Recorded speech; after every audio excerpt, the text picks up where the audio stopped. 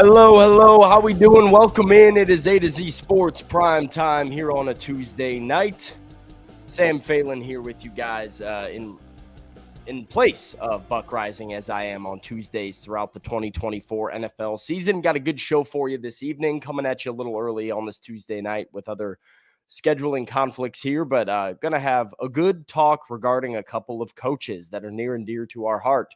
We'll start off with Titans head coach Brian Callahan and the idea that is now in the air about where exactly his job is.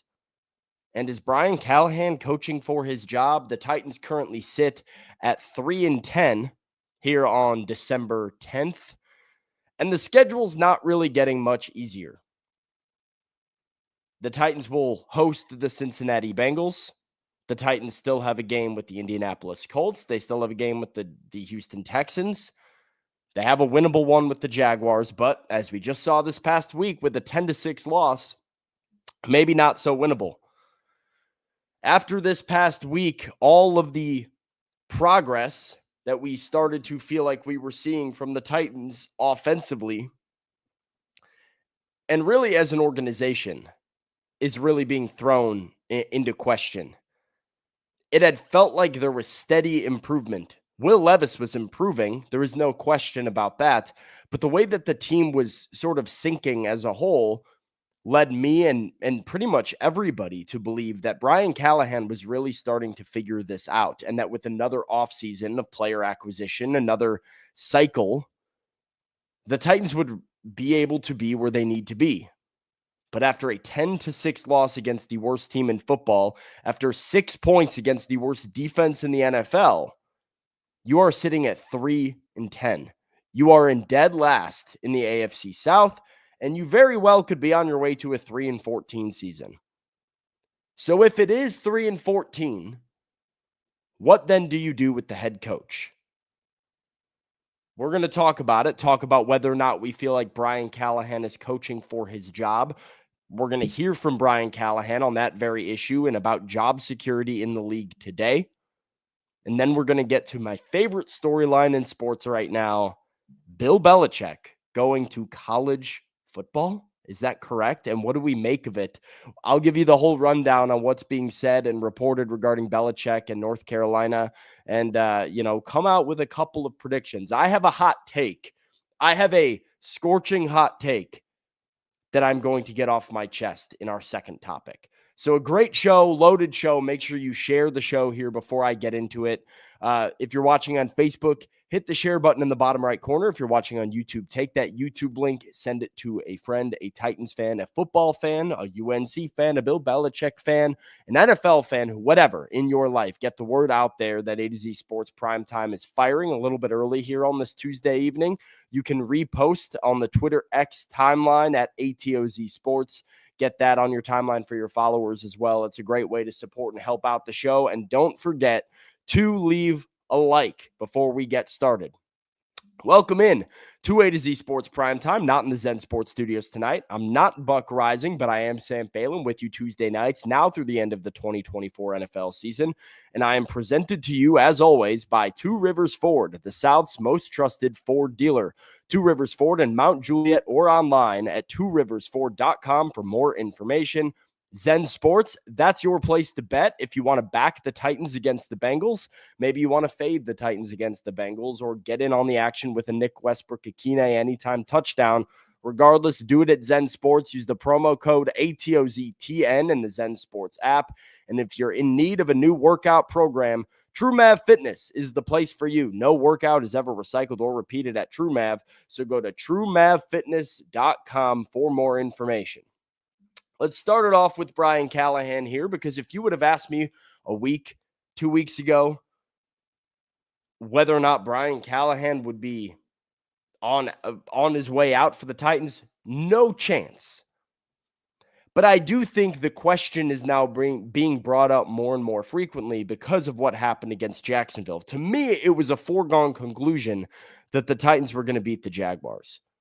I thought it would be another week of Will Levis improving. I thought he would throw a couple of touchdown passes. I thought the Titans would win pretty safely, that we'd be able to look and say, yeah, you're 4-9, not where you want to be, but Look at all that's going right on offense for you.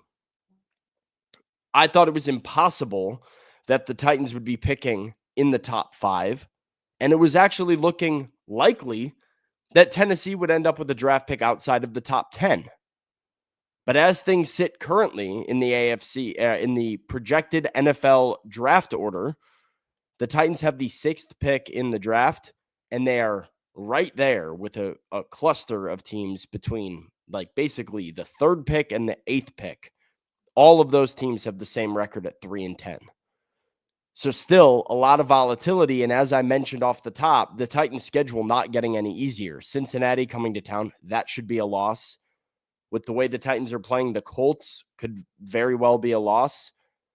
I don't expect them to beat Houston a second time, especially if that game has significant meaning for the Texans in Week 18 as far as playoff seeding or something goes. Clayton believes the Titans can't get rid of Callie because they're still paying Vrabel and J-Rob. I don't think money is a factor here. I really don't. I don't believe that finances are going to get in the way from Amy Adams Strunk making the necessary moves. They haven't gotten in her way in the past. I can say a lot of things about Titans ownership. I can complain about Titans ownership for a couple of reasons. One thing that is sure and very certain is that Miss Amy wants to win. I have never been able to doubt that. Titans fans cannot doubt that. And that ultimately is a good spot for the organization to be in because there's not a lot of professional sports organizations that can say that about their owner. But I do believe that Amy Adams Strunk wants her football team to be successful. It's the reason that she has spent a lot of money on free agents and players in the past. It's the reason she moved on from Mike Vrabel and John Robinson in the first place, was to try and go from good to great. In some ways, while there are business benefits to it, it's a reason Amy is putting in a new stadium in Nashville. Amy no longer wants the Titans to be one of those, pop-up teams that other markets around the league go, oh, yeah, the Titans. Amy wants the Titans to be a staple of not just the state of Tennessee and the city of Nashville, but the NFL as a whole. Wants Titans football to be a destination. And right now, it's quite literally the opposite. I was at Nissan Stadium on Sunday for Titans Jaguars. It was the emptiest NFL game I've ever attended. And now you're looking 2 or 3 years out, 2.5 years out from the new stadium being, up and running, from playing games in the new stadium. And you're sitting as one of the worst teams in the NFL and dead last in your division. That's not going to cut it. TK comes in with a question for me.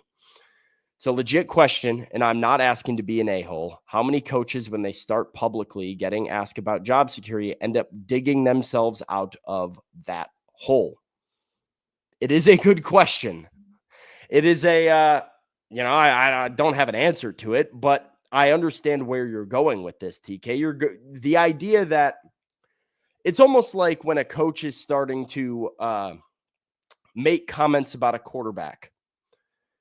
If a head coach in the league is having to come out publicly and say, hey, so-and-so is our quarterback, he's still our starting quarterback, we believe in blah, blah, blah. The writing is on the wall there for that quarterback to be replaced because the issues are coming up. How many times in NFL history has a coach been, we have full belief in blank to be our quarterback of the future?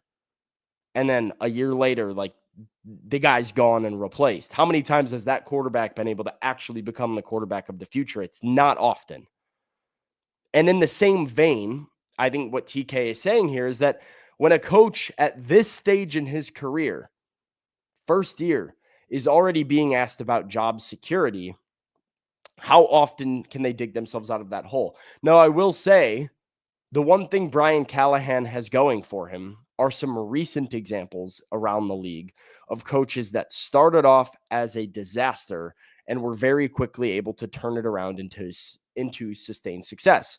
One of them is Dan Campbell, who was the coach of the worst team in football pretty much his rookie year as a head coach. If you hired Dan Campbell and he came in and whatever the Lions went that year, 2-15, it wouldn't have been a hot take to say, get rid of him. This guy can't cut it. He can't win football games. The Lions start the next year like 1-7. Again, I'm surprised Dan Campbell made it out of there, but a little bit of patience. The Lions turn it around. They almost make the playoffs. They come back last year. They make the playoffs. They win a playoff game. They're in the NFC Championship game. And then obviously this year, currently looking like a favorite to be in the Super Bowl. Dan Campbell just needed a little bit of time and a little bit of patience. Zach Taylor, Brian Callahan's mentor and former boss over in Cincinnati, is another great example, who was the worst team in the league. They brought in Joe Burrow, who got hurt. They were bad again. A little bit of patience. Zach Taylor brings them out of that hole. They appear in the Super Bowl and now have had some sustained success. So it is not impossible to dig yourself out of that hole. And like I said, one thing Brian Callahan has going for him is the idea of a couple of recent examples of guys who have done it. But, and this will bring us to the video we're going to get to with Brian Callahan, it's an impatient league. It is a results-driven league and an impatient league. It's very rare, whether it's a head coach or a quarterback or what have you, to have an organization be willing to sit for 2, 3, 4 years while a player improves. It's rare to, like, you think about quarterbacks around the league right now, second-year quarterbacks like Bryce Young, Will Levis. I would be surprised if either one of them, like, those are two guys that are either going to have to get paid and be the guy or will be replaced by 2026. Because you just don't get that much time of teams being patient before they look to be better. Brian Callahan was asked about this very idea, about teams being impatient at the coaching spot. And as a head coach who is trying to build for the future, but is also 3-10 as a first-year guy, how much pressure does that put on him? How much does he think about that? And does he get a feeling like these last 4 games are coaching for his job? Here's Callahan on Monday at the Titans facility. We talk about X's and O's, and we talk about teaching. Yep. But ultimately, it's a results-driven business, and your job is leading. Mm-hmm. What's your strategy the rest of the way to lead these guys to the finish line? To me, it's pretty straightforward. My job is to continue to build what I believe in as far as the process goes.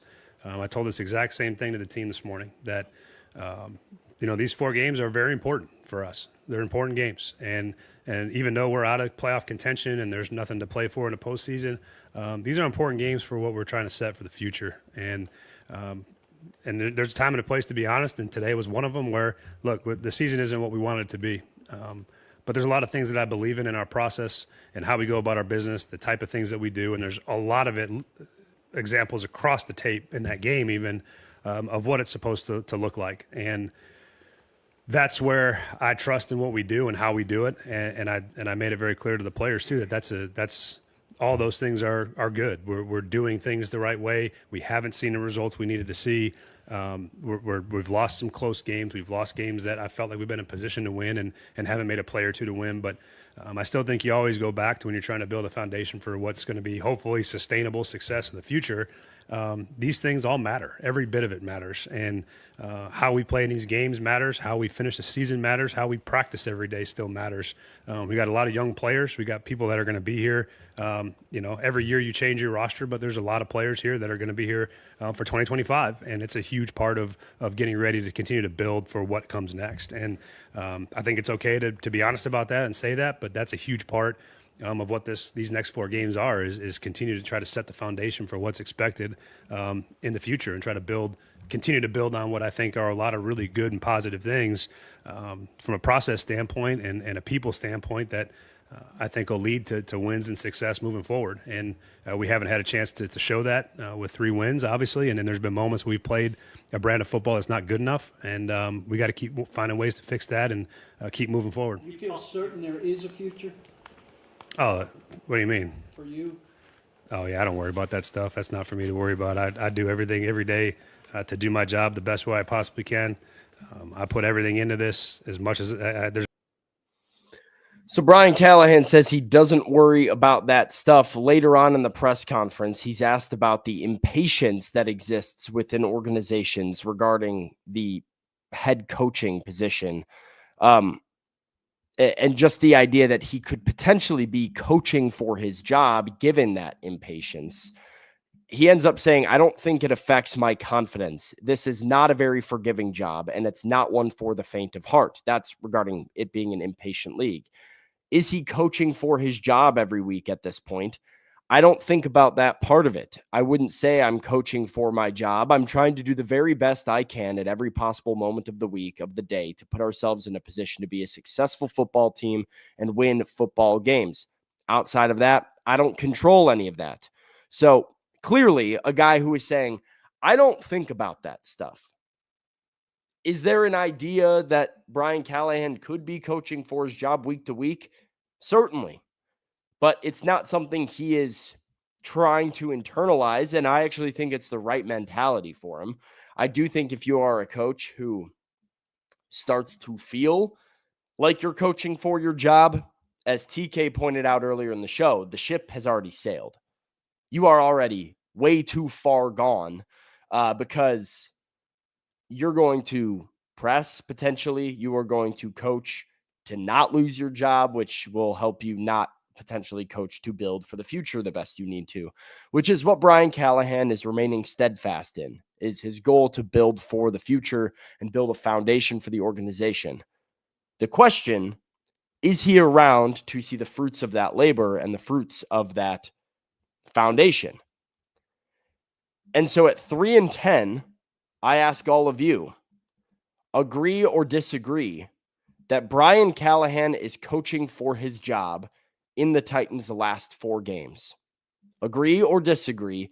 Brian Callahan coaching for his job in the Titans' last 4 games. The team is 3-10, dead last in the division, very difficult schedule, have not shown a ton of progress. They've gone the wrong way against some of the worst teams.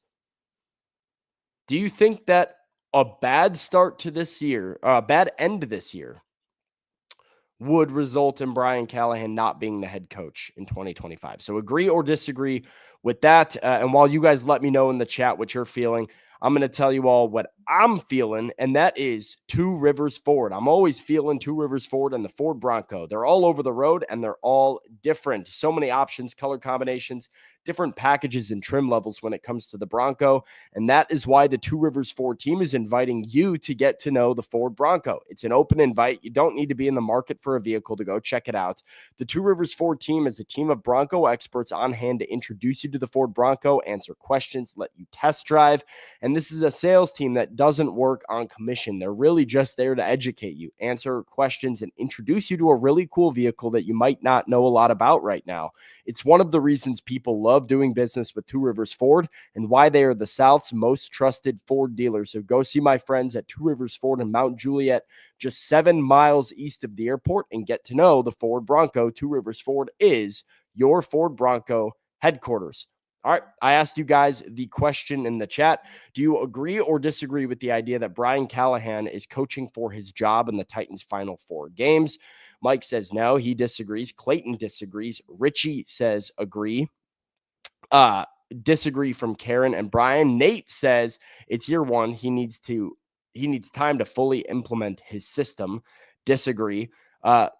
We got a disagree from Kevin, disagree from Pistol, disagree from Pedro. Heath says no, he doesn't think so. Now, I think you're correct. I don't think Brian Callahan is coaching for his job. I think if this team finishes 3-14, all likelihood still points to him being the head coach in 2025. I do believe that. However, I thought it was the same situation with Mike Vrabel. Because I'll remind everybody that Amy Adams Strunk fired John Robinson mid-season and kind of made this testament that it was going to be Mike Vrabel's show moving forward. It was a declaration. It's not the coaching that's the problem. It's the roster that's the problem. Mike, take it away. About 3 months later, she hires Ran Carthon against Mike Vrabel's recommendation. She gives kind of this power struggle some legs where Ran kind of wants one thing, Mike kind of wants one thing. Neither one of them have full autonomy to do what they want to do. The roster is bad. And a year later, Amy pulls the rug out from Vrabel, a guy who had delivered them winning season after winning season. A guy who I thought had more time. It very simply looked like, to me, like Mike Vrabel was given a bad roster, and then 1 year of not making the playoffs, and Amy said, that's it, you're done. One bad season. And now, apparently, it's supposed to be the Ran Carthon, Brian Callahan show. But if you finish 3-14, I don't think Callahan would get fired. But I am also not ruling anything out with this ownership group. In the same way that Amy wants to win, she too has proven to be part of that impatient NFL that Callahan had to address in this press conference. She wants to win now. She doesn't want to wait and build it up 3 years and then hope that there's a good team on the field by the time that you get to the stadium. And I don't put it past her to make a significant change. Amy Adams Strunk does not want to be embarrassed, and the Titans are an embarrassment in 2023. So gun to head, Callahan stays, even with 4 losses. But if we continue to see this regression where it goes the other way and Will Levis doesn't look as good and the offense isn't scoring points and you lose to bad football teams, I think everything is on the table. Because, I mean, if I'm a Titans fan, you have to ask for somebody's head. How do you spend $200 million with a top 10 draft pick on a team that went 6-11 and get worse and become one of the worst teams in football? How? How do you justify that and then not make a change at general manager or head coach? As much as I agree, patience is key when it comes to building a successful organization, I don't know how an owner can put that in your brain. So like Richie says, bad coaching is how you justify it. Well, do you make a change then? Because if you blame coaching for the regression, are you going to just sit there and put your hands up and say, no, we're not going to make a change? That's the dilemma. That's why I don't think this is impossible, because if it gets that bad, as much as everything in your logical brain would tell you, no, he needs more time. Callahan needs more time. And I would raise my hand and agree with you that Callahan can be a good head coach if given time. I just don't know how, if your ownership, you justify getting worse after the money that you spent and then you don't have a fall guy. And I don't care about Nick Holtz or a powerless fall guy. I don't care about some of these coaches that don't actually matter. Your organizational culture matters. The structure of your scheme matters. Your player development matters. Your pro scouting matters. And whether it's your offensive line, your secondary, your receivers, whatever it is, you chose this roster because you had the money to get what you wanted. TK says, do we see his 2025 season to where Callahan could be a week-to-week decision by management? I mean, maybe. Legitimately, maybe. Not in the sense that they're going to tell him, hey, it's week-to-week. But I mean, if Callahan stays in 2025, you start 0-3. I mean, the Jets did it with Robert Salah. It was week 4 when he got fired? Because it wasn't meeting expectations. You gave him one more chance. It wasn't meeting expectations. We'll see you later. And I don't know if I have an answer for you guys, because it really is difficult when I also believe in the idea of pairing. I think every organization should try to pair GM, head coach, quarterback. They should all be tied together. You should cycle through all of them at the same time. And what the Titans have never been able to do successfully is pair them. The only time that really happened was when J-Rob and Mike got to choose Tannehill. But you now had a head coach who had chosen his quarterback but didn't choose the general manager that was making the other personnel decisions, and that general manager didn't choose his head coach. You then had a general manager who chooses his head coach and Brian Callahan, who didn't choose his quarterback. The next fall guy could be Ran, but then you have a GM who didn't choose his head coach or his quarterback, and here we go again. So I don't know. I agree with you tentatively, chat. I don't think he's coaching for his job, but I'm also at the point where nothing would surprise me.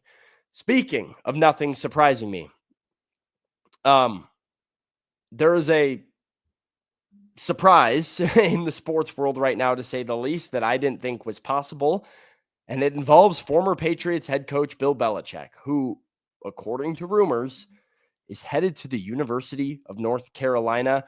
The Bellichick to college stuff became sort of a rumor online. People said, I don't know if this would happen. I don't know if I see it. It seemed like a meme. And it seemed like a meme all the way to the point that even Tom Brady was on national television making fun of the idea of Bill Belichick being a college coach. Belichick is actually interviewing for college jobs? Can you imagine him coaching college? No. Absolutely not. Recruiting an 18-year-old? You really want to come here? I mean, we don't really want you anyway, but I mean, I guess you could come. We'll figure out if you play. If you bring your parents and use them as a third party, you're gone. You're off the team. We're direct. Some scar tissue built up here among these guys. Thanks for joining. So hilarious impression by Brady, number one. But really, I think captures sort of what everybody in the world was thinking when they first saw Bill Belichick to college football. Imagining Bill Belichick sitting in some 18-year-old's living room trying to recruit him is hilarious. And it felt like, yeah, sure, okay, Bill's going to go to UNC. And things got a little bit more serious recently. There was a couple of reports, and granted, these reports are not exactly validated yet. There's some conflicting ones, but Ali Connolly is a guy who has been all over this Belichick stuff over at UNC. Originally reported that Belichick wanted to coach at UNC, but had a list of demands, one of which was that his son, Steven, would be the coach in waiting for the Tar Heels whenever Bill gets done. He then said that Belichick had agreed to be the coach of North Carolina. The exact word is, Belichick has agreed to become the next coach at UNC, but he handed the school a 400-page organizational Bible with structure, payment plans, staffing choices, etc., on whether to commit with UNC. And now it is on the university to let him know their decision. He should know within the next 24 hours. More from Ali Connolly. The Bible would require historic levels of investment from the school. Salary minimums position by position, a willingness to hire 2 staffs, a coaching staff run by Belichick, and a recruitment staff by a sitting college GM, which would require a buyout. He has college and pro version of his updated manual and has shared it with other schools and NFL teams, but he drafted a new one specific to UNC that touched on every aspect of the program and school. We'll need sign-off from the athletic director, chancellor, trustees, and boosters. There has already been pushback from the group of trustees with input from wider faculty. The investment would overhaul the school's approach to football. Belichick unsure if the school will meet the demands, and is unwilling to negotiate. When I read all of this, it all started to feel a little bit more real to me, because this felt like Belichick coded. This felt like something that Bill Belichick would do. And then I heard this clip of Bill on the Pat McAfee show, and I started to think maybe Bill Belichick is actually going to end up a college head coach. Let me put this in capital letters. If. Yeah.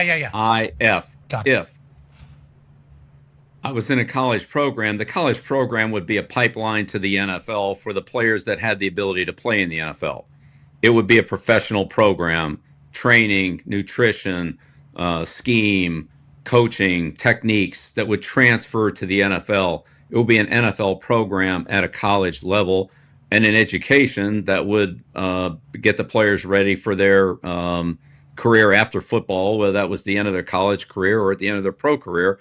But it would be, geared toward, developing the player, time management, discipline, structure, and all that. That would be life skills, regardless of whether they're in the NFL or in somewhere in business. And I feel very confident that I have the contacts in the National Football League to pave the way for those players that would have the ability to have the opportunity to compete in the National Football League. Whether they're good enough or not, I don't know, but they would be ready for it. I don't have any doubt about that. So that would be the first comment that I would make, relative to the structure of the program. It would be an NFL program, but not at the NFL level. Yeah, which is quite a benefit to have the guy that ran the dynasty. No doubt. In the middle of this entire thing. Bill, listen to you lay that out. I just thought of every NFL guy's son. Okay, everybody that's ever been in the NFL that has a son that's in there, like Bill Belichick's offering up a one-way trip to how we're doing life. Yeah, we can go. Any expatriate that has a kid, obviously, over all those years, I assume they're going to be like, hey, need you to give my boy a rat. That's a big part of like college, though. It used to be development, Yes. Now it's like a big difference. And if you find the right guys, you can build it. And if you got the resources, you can do it anywhere, especially at a P4 program. So Pat McAfee says that he hears Bill Belichick lay all that out and starts to think of all the ex-NFL guys. I hear Bill Belichick lay that out. I start to picture it. I start to really have a vision for it. Kind of that old school level of development program that McAfee is talking about, but you pair it with the modern day NIL transfer portal sort of thing. But the vision that I think Belichick has for UNC or whatever college program he would run would be a very unique vision as far as what college programs look like today. I don't think this is a program that would be accepting a ton of transfers and be doing this whole in and out of the transfer portal thing. The idea would be that you come to play 3 or 4 years at North Carolina, that you would grow under Bill Belichick as a human being and as a football player, that you would leave ready to go and succeed in your career, whether that's an NFL career or whatever. And I think if there's a guy to do it with the financial backing at an institution, it is Bill Belichick at North Carolina. And so let's have some fun. Let's make a prediction. I'll just, let's say he does get the job. Or maybe you don't think he'll get the job at all. Will Bill Belichick make a college football playoff as the head coach at North Carolina? Let me know in the chat. Let me know what your thoughts are on the whole Belichick to college football thing. Will Bill Belichick make a college football playoff as the head coach at North Carolina? Well, you guys tell me how you're feeling about all this. I'm going to tell you what I feel great about, and that is Gary Ashton. Gary Ashton is the official realtor of the Nashville Predators. Don't sell without the intel. Get your dream address without the stress and all the intel that you need to succeed with the official realtor of the Nashville Predators at GaryAshton.com.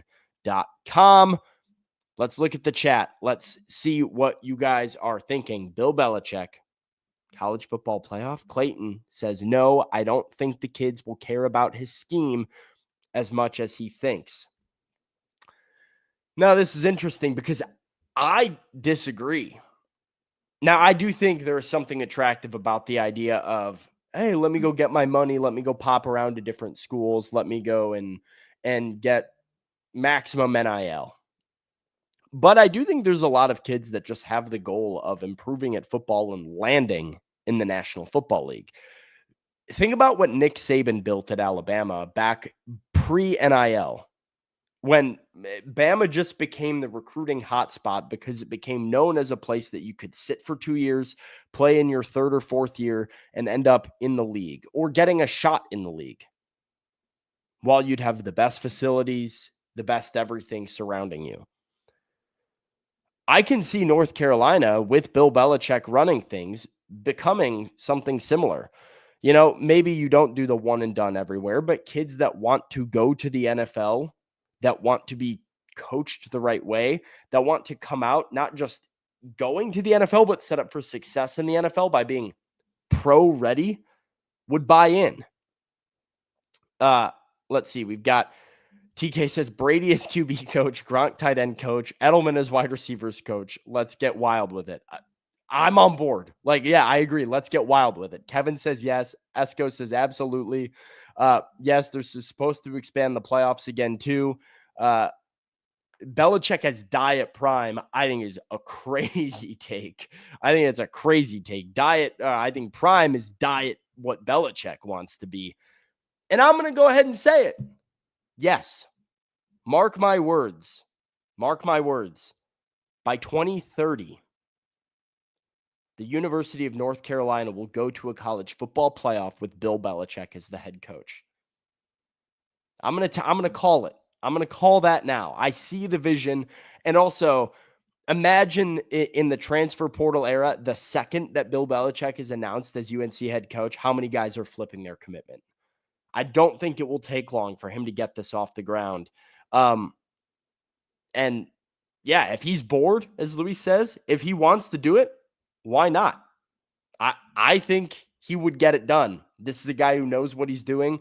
I think a key part of college is like really just having buy-in and commanding respect, having coaches that want to coach under you and develop guys under you. And if North Carolina is giving him really this Belichick Bible is the difference maker to me, because if he's taking the job, it's coming with all of his conditions, and his conditions are going to include financial investments from the university to get done what he feels needs to get done. That will come with coaches that he trusts, that will come with NIL money to get players to get the job done. It will come with improvements to facilities and different things, without a doubt. He's also playing in the ACC, which is weak. Clemson is not what it was. I mean, SMU had a great year, but I think this is not like Bill Belichick's going to have to navigate an SEC or Big Ten schedule and play 3, 4, 5 tough games a year. It could be a pretty immediate impact to get UNC back into contention. So, yes, this is going to happen. I'm going to make my call.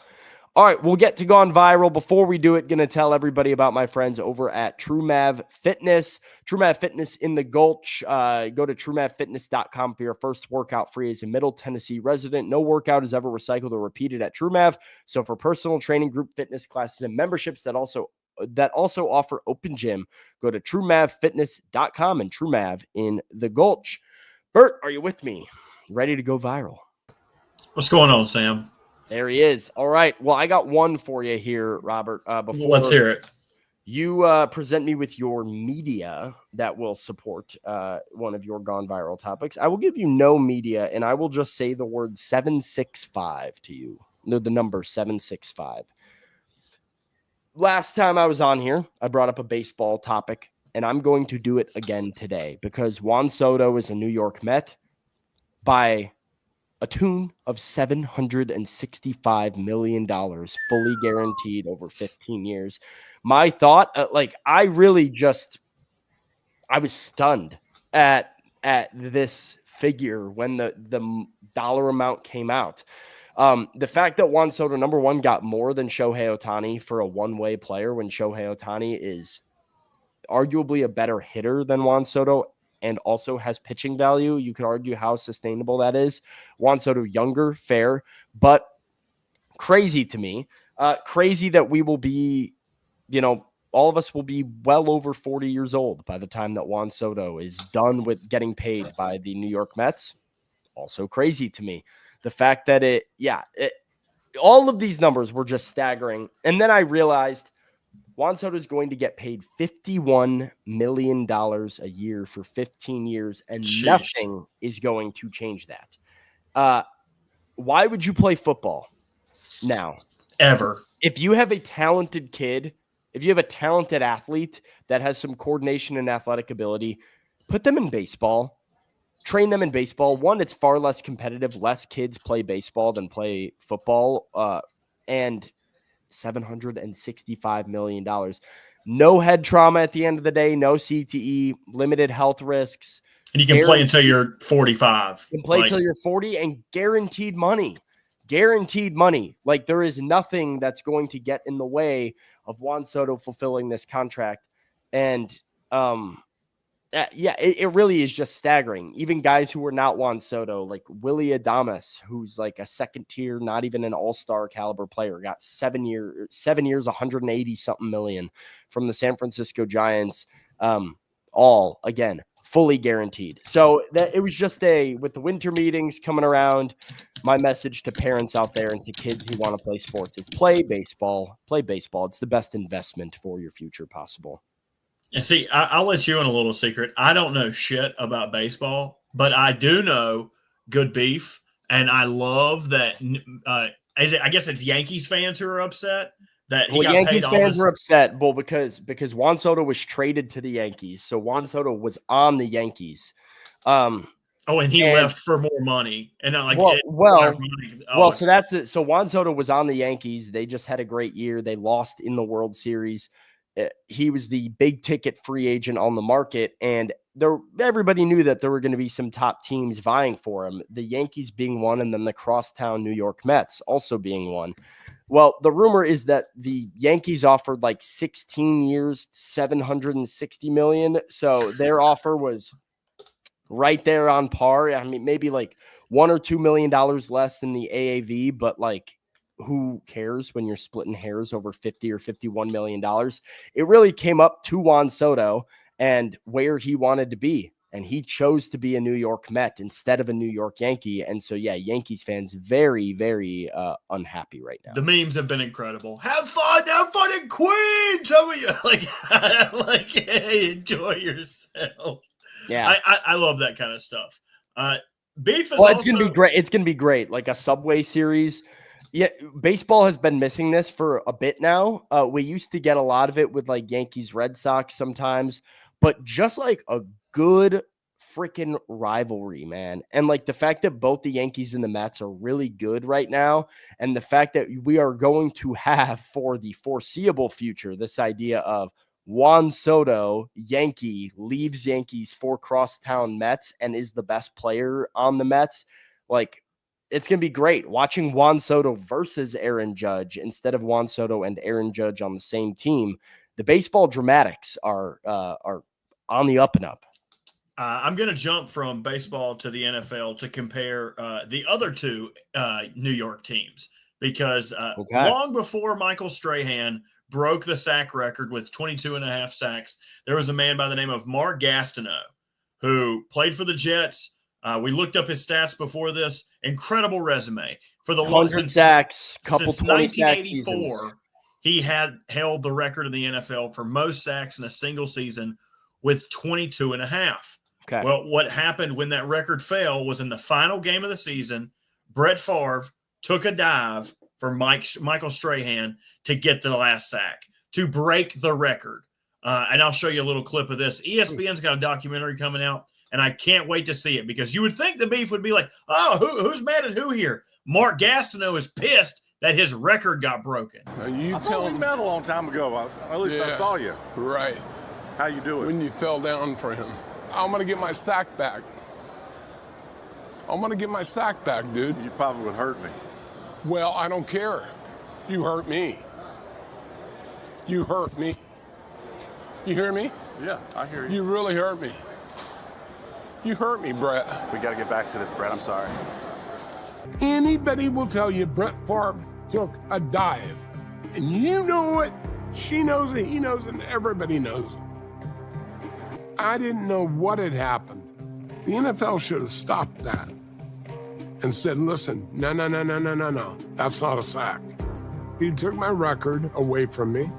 Mark Gastineau's record of 22 sacks in a single season, which he achieved in 1984, stood until the final minutes of the 2001 season.